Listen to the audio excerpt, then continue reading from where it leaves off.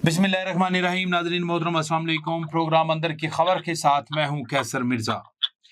नाज़रीन, ईरान और इसराइल के माबैन जारी जंग में शिद्दत आती जा रही है और ख़ासकर जब से डोनाल्ड ट्रंप ने इंदिया दिया है कि वो भी जंग में जो है वो शराकतदार बन सकते हैं, और इसके बाद पूरी दुनिया में खौफ व हरास की सी सूरत हाल पैदा हो चुकी है। अगर अमेरिका भी इस जंग में शामिल हो जाता है तो फिर चीन और रशिया का रद्द अमल क्या होगा, क्या वो भी इस जंग में शामिल हो जाएंगे?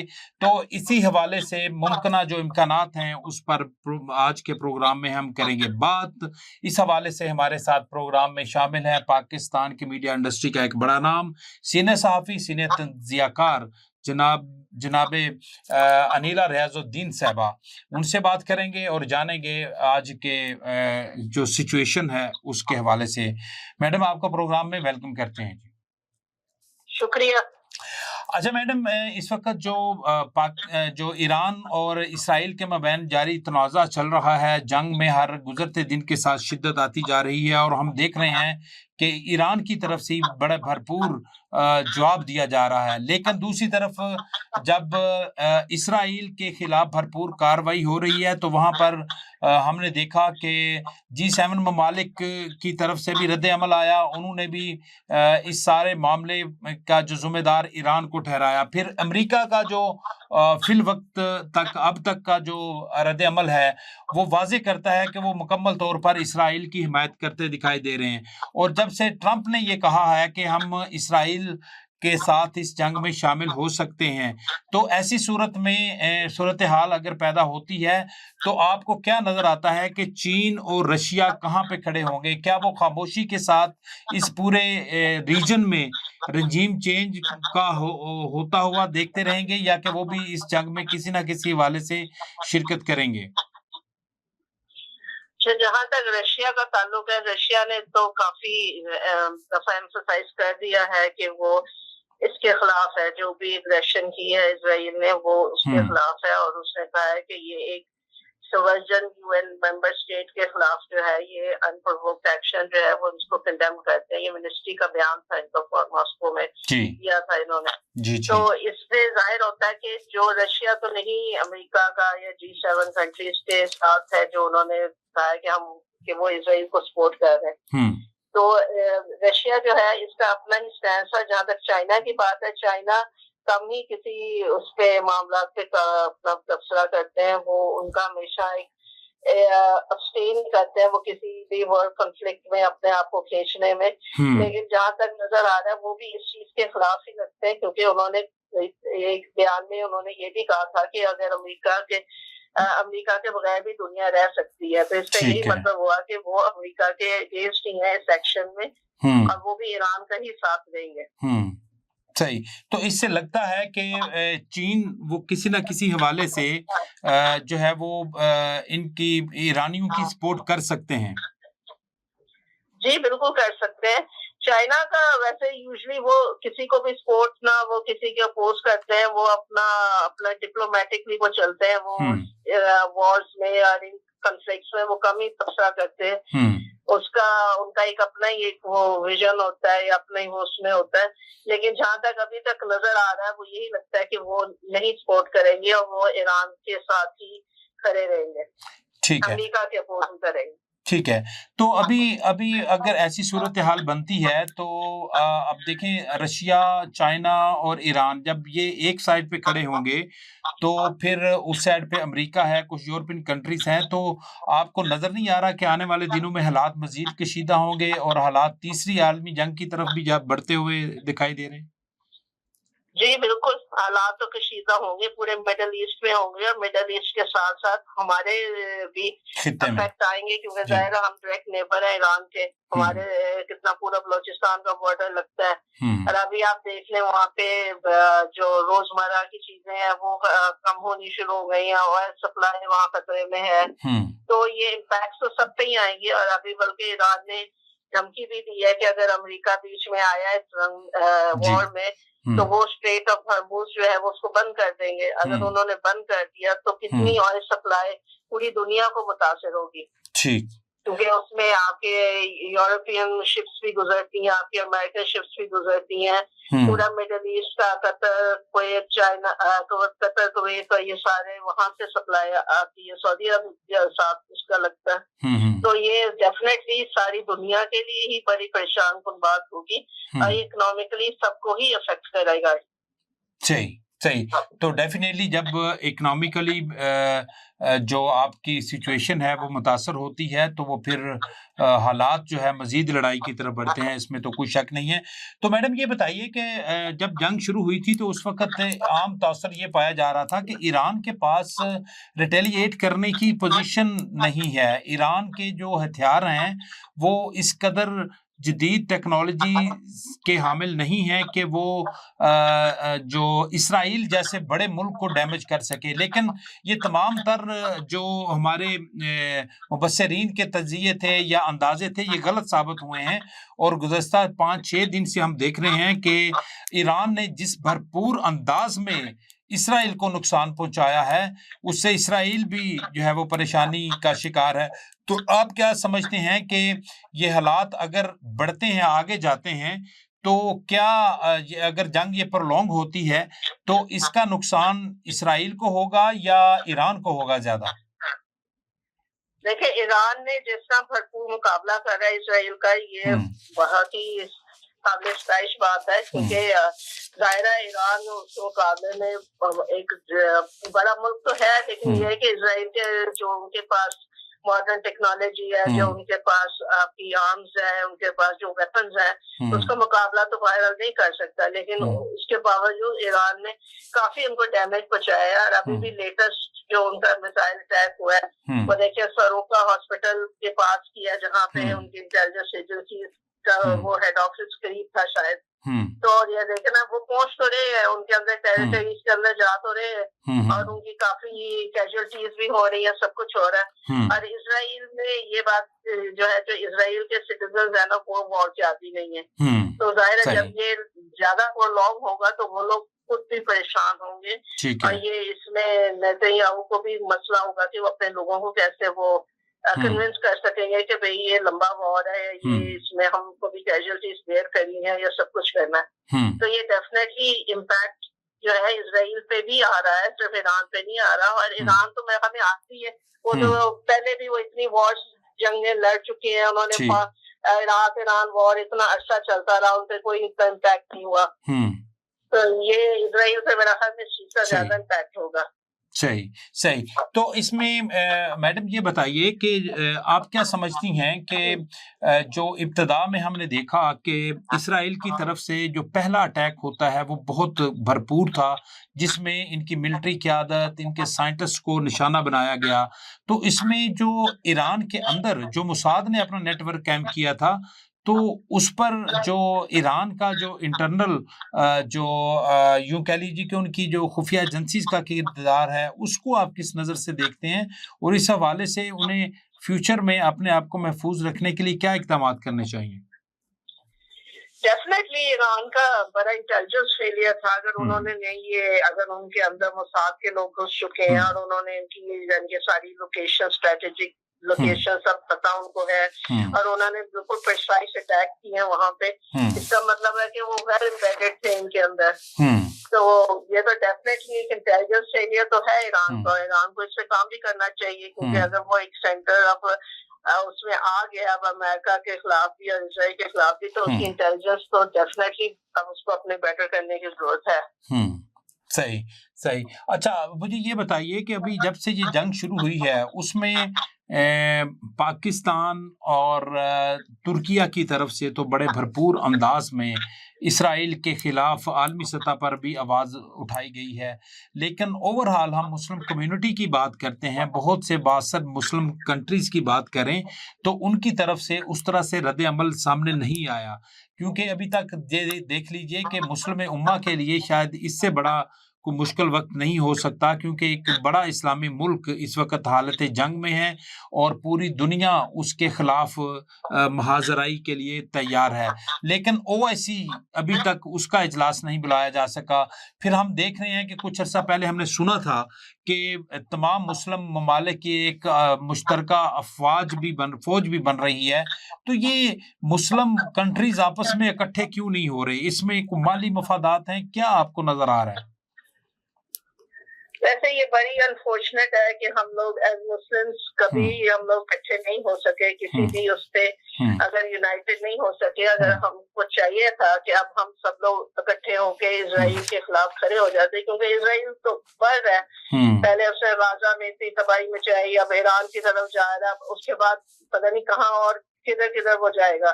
तो इसको कंट्रोल करना तो बहुत जरूरी है, लेकिन बात वही है कि पाकिस्तान या टर्की या जो मलेशिया, जो ये लोग जितना मर्जी करे, लेकिन जो आपकी असल पावर्स हैं, जैसे आपकी जो अरब नेशंस हैं, जिनके पास पैसा भी है, जिनके पास ताकत भी है, जिनको यूएस कुछ समझता भी है, जब वो नहीं अपना उसमें आएंगे तो ये सारा यूजलेस रहेगा। तो ये डेफिनेटली ओआईसी सेशन बुलाना चाहिए और सऊदी अरब को बड़ा स्ट्रिक्ट स्टैंड लेना चाहिए इसमें। सऊदी अरब भी दूसरे जो अरब कंट्रीज है, आपका कतर हो गया, आपका यूएई हो गया, जिनके यानी कि इतने मायदे हैं यूएस के साथ, वो डेफिनेटली प्रेशर डाल सकते हैं ज्यादा यूएस पे और इजराइल पे। सही, ठीक है। तो उनको यकीनी तौर पर इस हवाले से मुस्लिम उम्मा के जो इस वक्त मुश्किल में मुल्क हैं उनके साथ होना चाहिए। लेकिन अभी तक चूंकि इस हवाले से गो के जो टेलीफोनिक तो राब्ते हो रहे हैं। अच्छा, मुझे ये बताइए कि अगर ईरान जो है वो अमेरिका की जो हालिया धमकियां हैं सदर ट्रंप की, उस पर कान नहीं धरता और बल्कि अभी तक तो उनकी तरफ से जो सख्त रद्द-ए-अमल आया है, क्योंकि उनके सुप्रीम लीडर की तरफ से जो गुज़श्ता रोज़ हमने देखा कि ट्रंप की धमकियों के बाद जो बयान आया, तो उससे तो ये साबित हो रहा है कि इस ईरान किसी भी सूरत इस जंग में सरेंडर करने के लिए तैयार नहीं है। तो आप क्या समझते हैं कि ये जंग कितना अरसा मजीद आगे प्रोलॉन्ग हो सकती है? देखिए, ईरान की तो हिस्ट्री है, ईरान सरेंडर नहीं करता। ईरान ने कभी पहले भी नहीं किया था। सही। इतने अरसे पे सैंक्शंस लगी रही, उन्होंने इकोनॉमिकली अमेरिका ने उसको तबाह करने की पूरी कोशिश की, लेकिन उन्होंने फिर भी सरेंडर नहीं किया। उन्होंने अपना फिर भी वो चलते रहे और अभी भी मेरा नहीं ख्याल वो सरेंडर करेंगे। और क्योंकि वो बड़े इस मामले में अभी भी वो बड़े वो है कि नहीं, हमने नहीं करना। आपने उनके सुप्रीम लीडर के बयान भी सुने हैं, सब कुछ कहा है कि हम लड़ने को तैयार हैं और हम बड़ा प्रोलॉन्ग लड़ सकते हैं इसमें, अगर अमेरिका भी आया बीच में। तो आई थिंक ये अमेरिका के को भी सोचना चाहिए कि वो इस जंग को प्रोलॉन्ग ना करे और इसमें ना कूदे, क्योंकि इसमें नुकसान सिर्फ ईरान का नहीं है, ये पूरी दुनिया में ये जंग फैलेगी। ठीक है। उसके असर पूरी दुनिया में आएंगे, इकोनॉमिकली भी बहुत ज्यादा आएंगे और इसमें अमेरिका भी सफर करेगा। क्योंकि अगर ये जिस तरह वो स्टेट ऑफ हॉर्मुज की बात कर रहे हैं, अगर वो बंद कर देंगे तो आप खुद सोचें, हमें 80% आपकी दुनिया की सप्लाई जो है वहीं पर खत्म हो जाएगी ऑयल की। तो फिर आप क्या करेंगे उसके बाद? कितना महंगा ऑयल आप अमेरिका भी नहीं कर सकता अफोर्ड कि वो इतनी जो है ना वो इतनी लंबा इसको करे। और इजराइल भी डेफिनेटली चाहेगा कि भाई जितना हो सकता है। मेरे ख्याल में इजराइल ने इस जंग को पूरी तरह उसने ये समझ नहीं सका कि ईरान इतना भरपूर जवाब उसको दे सकता है और वो इतना प्रोलॉन्ग कर सकता है इस बात को। सही सही। तो अभी जब ये डोनाल्ड ट्रंप इक़्तिदार में नहीं आए थे तो उस वक्त उन्होंने ये ऐलान किया था कि वो पूरी दुनिया से जंगों को ख़त्म करेंगे। लेकिन ये जो हालिया इसराइल ईरान जंग है, इसमें वो खुद से कूद पड़े हैं एक किस्म का। बल्कि इसराइल अमेरिका की आशीर्वाद के अलावा जो है वो हमला कर ही नहीं सकता। तो आप क्या समझती हैं कि अमेरिका जो है या जो ट्रंप है, उसके जो चेहरे पे जो एक निकाब था, जो इलेक्शन में उसका जो बयानिया था, वो तो पिट चुका और वो जो पूरी दुनिया में एक जो है पुरअमन लीडर के तौर पर अपने आप को साबित करने की कोशिश कर रहे थे, तो उनके जो पॉलिटिकल कैरेक्टर है उस पर किस हद तक आप समझते हैं कि उनको नुकसान पहुंच सकता है? लेकिन वो जो ट्रम्प का बयान था कि भाई वो जंगों को खत्म कराएंगे, लेकिन आप खुद सोचें इस वक्त 3 जंगें तो चल ही रही थी अभी, यानी कि चले पाक इंडिया की, शुक्र है जल्दी खत्म हो गई। उसके बाद देखें रशिया यूक्रेन, वो भी अभी चल रही है। ठीक है, अब ये गाजा की जो सूरत हाल थी वो भी चल रही थी, अब ये इन्होंने ईरान में भी कर दिया। तो अमेरिका का रोल तो स्वाय पाक इंडिया के अलावा कहीं भी नजर नहीं आ रहा कि उसने कहीं भी कोई जंग खत्म करवाई हो। अब यूक्रेन और रशिया में भी उससे कुछ नहीं कर सके, वो भी कब से चल रही है। ठीक है, अब इजराइल में भी अगर वो डायरेक्ट कूदते हैं तो फिर इनका अपना ही जो नैरेटिव है वो कहाँ जाएगा फिर कि हम जंग नहीं चाहते।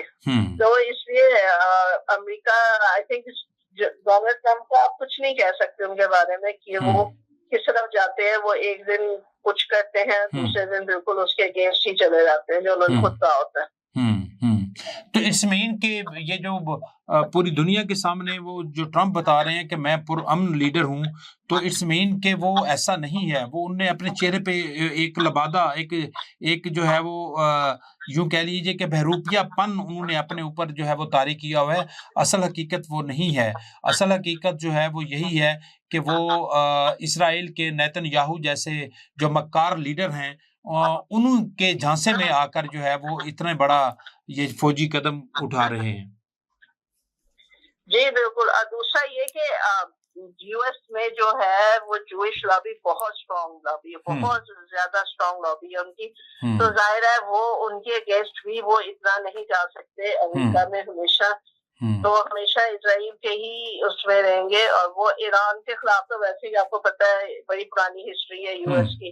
तो ईरान को तो वो कभी भी नहीं वो चाहेंगे कि कोई जो है ना वो न्यूक्लियर वेपन्स की तरफ जाएं या इनका वो कोई इस तरह का हो, क्योंकि वो उसको हमेशा अपना वो एनिमी ही तस्वर करते हैं कि ये जो है ना हमारे लिए बहुत नुकसानदेह हो सकता है। ठीक है। इस वजह से मेरे ख्याल में वो इस जंग को प्रोलॉन्ग तो शायद नहीं करवाना चाहेंगे, लेकिन ये कि वो कोशिश जरूर करेंगे किसी तरह जो है ना ईरान को वो कंट्रोल कर सकें किसी भी उसमें उसको करके। सही। अच्छा, इसमें बाज़ मुबस्सिरीन का मैडम ये कहना है कि ये जो एटमी हथियारों की मौजूदगी का तौसर देकर ये जंग तो शुरू कर दी गई, लेकिन असल मसला एटमी हथियार नहीं थे। असल मसला यूरोप और अमेरिका ये चाहते हैं कि इस खित्ते में, इस मुल्क में जो रजीम है वो चेंज हो, क्योंकि हम देख रहे हैं कि 1979 से एक इस्लामिक जो अपना रोल ऑफ मॉडल है वो हमें नजर आया है ईरान में। और ये जो इस्लामिक जो आइडियोलॉजी है, इससे पूरी दुनिया को बड़ा जो है वो खतरात महसूस होते हैं। तो ये बेसिकली रजीम चेंज करना चाहते हैं। तो रजीम चेंज करना जो है वो कितना आसान दिखाई दे रहा है? क्या ईरान में कोई ऐसी कुव्वत है जो अमेरिका के कहने पर वहां पे कोई इक़्तिदार संभाले, या कि जो है वो इस वक्त जो सिचुएशन है उसके अगेंस्ट खड़ी हो के अमेरिका को वो सपोर्ट करे? तो क्या वहां के मकामी लोग इस चीज को एक्सेप्ट करेंगे? देखिए, रजीम चेंज कोई इतना आसान काम नहीं है ईरान में, क्योंकि जो उनके सुप्रीम लीडर हैं उनकी काफी बड़ी सपोर्ट है। फिर आप देखें जो एले तशी है उनकी बड़ी सपोर्ट है रिलीजियसली, आप इसको देखें। तो ये इतना आसान नहीं है जितना अमेरिका समझ रहा है कि ये वो रजीम चेंज कर लेंगे या वो कर लेंगे, क्योंकि ये बड़ा मुश्किल काम है। ये पहले शायद इराक में भी उन्होंने यही इसीलिए हमले करवाए थे, वो WMDs का कह के कि वहाँ पे बहुत वेपन मास उसमें बन रहे हैं, इसलिए हमने वहाँ पे हमला किया, उसको सद्दाम हुसैन को खत्म किया, उनकी रजीम को खत्म किया। लेकिन ये कि ईरान में मेरा नहीं ख्याल इनके लिए इतना आसान काम होगा। सही। तो वो जो रजा पहलवी साहब हैं, वो उनकी मुलाकातें भी नेतन्याहू से हुई हैं, लेकिन ईरान के अंदर उनके खिलाफ बहुत गम और गुस्सा पाया जा रहा है। तो क्या आपको नजर आ रहा है कि फ्यूचर में अगर इसराइल या अमेरिका रजा पहलवी को वहां पे ईरान में मुसल्लत करने की कोशिश करते हैं, तो वहां के लोग इस चीज को एक्सेप्ट कर लेंगे या उसके खिलाफ सख्त रद्द-ए-अमल आएगा? ईरान में मेरे ख्याल में ईरानी भी जो है वो इतना रजीम चेंज के उससे के हक में नहीं है। तो वो मेरा नहीं ख्याल ये उनके लिए इतना आसान होगा। صحیح. تو ڈیفینیٹلی یہ رجیم چینج کرنا اتنا آسان نہیں ہوتا کسی بھی جگہ پہ، کیونکہ جب جنگ لگی ہوتی ہے تو اس وقت پوری کمیونٹی اپنی افواج کے ساتھ کھڑی ہوتی ہے، حکومت کے ساتھ کھڑی ہوتی ہے، کیونکہ ہم نے ابھی ماضی میں بھی دیکھا کہ جب پاکستان بھارت کا کانفلکٹ چل رہا تھا تو اس میں بھی پوری پاکستانی قوم اپنے اندرونی جو سیاسی اختلافات تھے اس کو بلا کر اکٹھی ہو گئی تھی. تو اس وقت اگر کوئی ایسی پارٹی یا کوئی ایسا سیاسی شخصیت آ کر کہے کہ موجودہ حکومت کو ہٹا کر مجھے اقتدار دے دیں، تو میرے خیال میں کوئی بھی اس چیز کو ایکسیپٹ نہیں کرے گا. تو یہی صورتحال ایران میں بھی ہے. ٹھیک ہو گیا. تو میڈم میں آخری سوال آپ کی طرف جو ہے وہ آؤں گا کہ آنے والے دنوں میں جو ہے وہ آپ کیا سمجھتے ہیں کہ پاکستان کی طرف سے ان سارے حالات میں کوئی مذاکرات کے لیے کچھ پازیٹیو رول پلے ہو سکتا ہے؟ اس پر بھی تھوڑا سا بات کر لیجئے. اور خاص کر جو ابھی جو عاصم منیر کا دورہ امریکہ ہے اس کو آپ کس تناظر میں دیکھ رہے ہیں؟ دیکھیں پاکستان ڈیفینیٹلی رول پلے کر سکتا ہے، کیونکہ پاکستان کا ایک تو بارڈر ہے ہمارا ان کے ساتھ، دوسرا ہمارے کلچرل اور ریلیجیسلی بھی ہم لوگ کافی قریب ہے ایران کے، ہم لوگ ایرانیوں کو سمجھ سکتے ہیں، وہ ہمیں سمجھتے ہیں. تو ڈیفینیٹلی پاکستان ایک اچھا رول پلے کر سکتا ہے اگر وہ اگر وہ میڈیٹری رول پلے کرنا چاہیں تو. لیکن یہ کہ امریکہ اگر ظاہر ہے جس طرح عاصم منیر وہ وہاں پہ پہنچے ہیں، اور ڈیفینیٹلی آپ نے رپورٹس بھی دیکھے کہ ایران کے حوالے سے بات چیت بھی ہوئی ہے، ٹرمپ یو ایس پریزیڈنٹ نے بھی بولا ہے کہ ان کی بات ہوئی ہے اس معاملے پہ. لیکن ڈیفینیٹلی دیکھنا پاکستان نے تو اپنا سٹینس ہر جگہ پہ بڑا رکھا ہوا ہے کہ بھئی ہم تو ایران کے ساتھ ہیں، آپ جو ہے وہ ہم اس میں سائڈس نہیں لیں گے کہ جی ہم امریکہ یا اس میں ہم نے تو ایران کا ساتھ ہی دینا ہے. تو آئی تھنک اس میں امریکہ کو یہ تو ڈیفینیٹلی نظر آ گیا کہ وہ یہ ہیلپ ضرور پاکستان سے وہ لے سکتے ہیں کہ کس طرح کوئی وہ ان کو کنونس کرنا لیں ایران کو کہ بھی چلے آپ نیگوشیشن ٹیبل پہ آ جائے، چلے ہم یہ ختم کر دیتے ہیں یا اس طرح کر دیتے ہیں. لیکن باقی جو ہے اس میں اور ایران کتنا اس پہ مانتا ہے کسی کی بات، یہ بھی دیکھنے والی بات ہے، کیونکہ ابھی تک تو انہوں نے کہہ دیا کہ اب جنگ شروع ہو چکی ہے، اب ہم کس لیے نیگوشیٹ کریں، کس لیے کس کے ساتھ نیگوشیٹ کریں اور کیوں کریں. یا تو یہ تو پہلے والی باتیں ہوتی ہے جو آپ جنگ نہیں شروع کرتے کسی کے ساتھ تو اس وقت آپ نیگوشیشن ٹیبل پہ آ جاتے ہیں. تب دیکھتے ہیں ایران کتنا فلیکسیبل ہوتا ہے، وہ کتنا نقصان برداشت کر سکتا ہے اس معاملے میں، اور اسرائیل بھی کتنا اپنے اوپر وہ لے سکتا ہے. اس تو اب تو وہ کیا کہتے ہیں نرس کی گیم ہے. صحیح بالکل نرس کی گیم ہے. اور اس وقت جو نرس ہیں وہ ایرانی قیادت کے بڑے اسٹرانگ دکھائی دے رہے ہیں، کیونکہ پوری دنیا کی جو سپر پاورز ہے، جو اہم بڑے کنٹریز ہیں، یورپین کنٹریز ہیں، جو اقتصادی اعتبار سے ملٹری اعتبار سے بڑی سٹرونگ پوزیشن میں اس وقت دنیا میں موجود ہیں، وہ ایک سائڈ پر ہیں، اور ایرانی قیادت اور ایرانی فوج جو ہے وہ ان کا بھرپور مقابلہ کر رہی ہے، اور تمام تر دھمکیوں کو انہوں نے نظر انداز کیا ہے. اور اس وقت سچویشن جو فیوچر میں بنتی ہوئی دکھائی دے رہی ہے ناظرین، تو وہ ایسی ہی ہے کہ جس میں جو ہے یہ حالات تیسری عالمی جنگ کی طرف ہی بڑھیں گے. میں انتہائی شکر گزار ہوں محترمہ انیلا ریاض الدین صاحبہ کا، پاکستان کی میڈیا انڈسٹری کا ایک بڑا نام، سینئر صحافی. انہوں نے آج قیمتی وقت نکالا اور اہم ایشوز کے حوالے سے انہوں نے اظہار خیال کیا. ناظرین اس کے ساتھ ہی پروگرام کا وقت ختم ہوا چاہتا ہے. ایک نئے پروگرام، نئے موضوعات، نئے مہمانوں کے ساتھ آپ کی خدمت میں دوبارہ حاضر ہوں گے. تب تک دیجیے اجازت. اللہ حافظ.